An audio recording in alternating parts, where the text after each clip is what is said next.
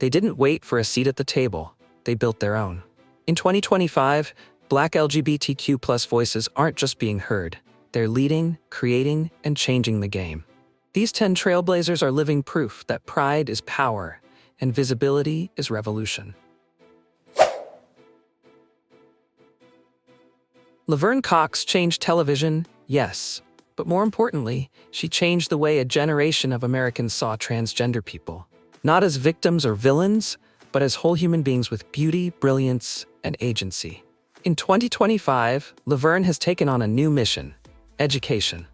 Her organization Transcend is launching mentorship hubs in over a dozen U.S. cities to provide community, mental health support, and scholarships for trans youth of color. She appears less on red carpets now and more in classrooms, town halls, and healing circles. "I don't want to be the only one who made it out," she told Time in a 2025 cover story. "I want to open the door so wide they forget there ever was one." When Billy Porter walks into a room, the walls widen. His presence alone is defiance. In his voice, his gowns, his blackness, his queerness, he embodies the kind of self-love many were taught to fear. In 2025, Porter's new album, Fabulous and Free, climbs charts while his TED Talk, Unlearning Shame, sparks a national conversation about identity, faith, and gender. But he's more than just a performer. Through his foundation, the House of Freedom, Billy is funding safe housing and arts programs for LGBTQ+ youth in cities like Detroit, Atlanta, and New Orleans. He says, "I was once a kid in Pittsburgh with nowhere to go. If I can be the place to go for someone else, that's the real award."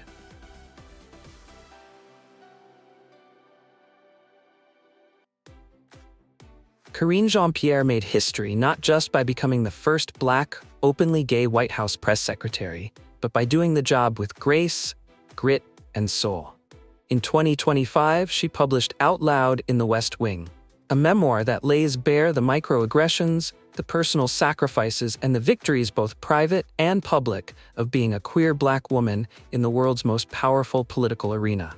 The book is already being taught in college political science and gender studies programs.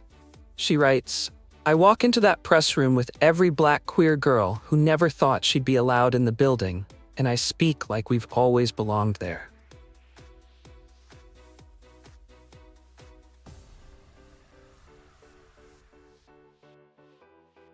Frank Ocean is one of the most elusive pop culture figures of our time, and one of the most beloved.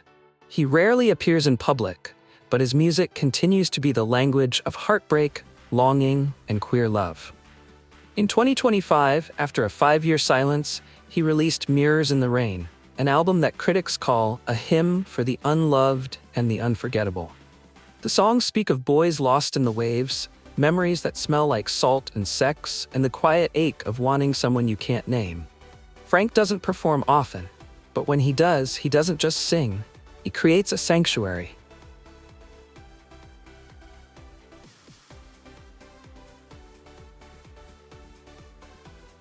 Wanda Sykes has been making people laugh since the 90s, but her comedy has never been more cutting or more necessary than in 2025.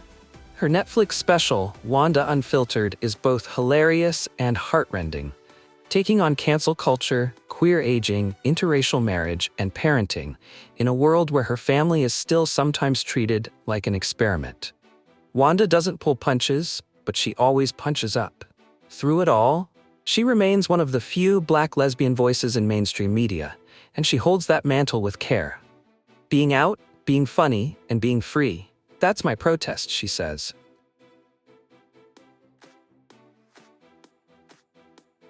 Angelica Ross is not only a brilliant actress, she's a revolutionary. From homelessness to Hollywood, from coding boot camps to Capitol Hill, she's lived more lives than most and emerged a beacon of resilience.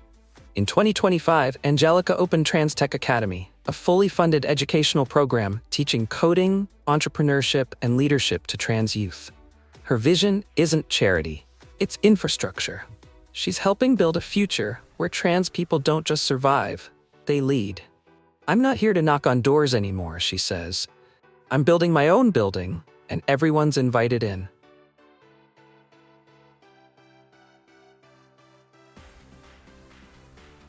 Pulitzer Prize-winning poet Jericho Brown writes like his pen is dipped in both blood and honey. His words are tender and violent, holy and human, and always brave. In 2025, he released Hearts in Flight, a poetry collection that explores how Black queer men hold pain, pleasure, faith, and fury, often all at once. His poems are now featured in Black churches, queer bookstores, and even protest marches. Jericho says, "Every time I write a poem, I carve a space where a Black gay man doesn't have to explain himself. He just is."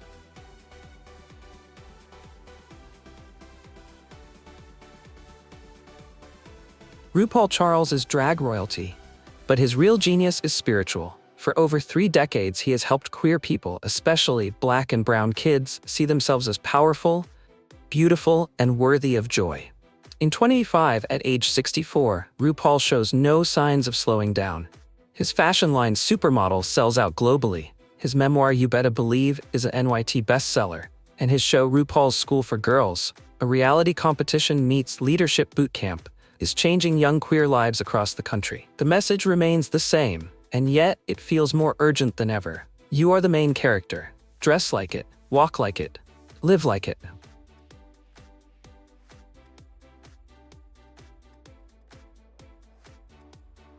Bayard Rustin was the quiet mastermind behind the most iconic moment of the civil rights era, the 1963 March on Washington. But because he was openly gay, Rustin's name was often kept in the shadows of history. That silence is over. In 2025, Rustin's name graces the National Mall, where a new memorial, the Rustin Circle, stands not far from the steps where Dr. King once spoke. Activists and students gather there to reflect on his legacy of nonviolence, strategic brilliance, and the burden of being both Black and queer in a movement that was not always ready to embrace him. What we now understand is this: Rustin didn't just organize a march. He modeled the kind of moral leadership the world still struggles to emulate.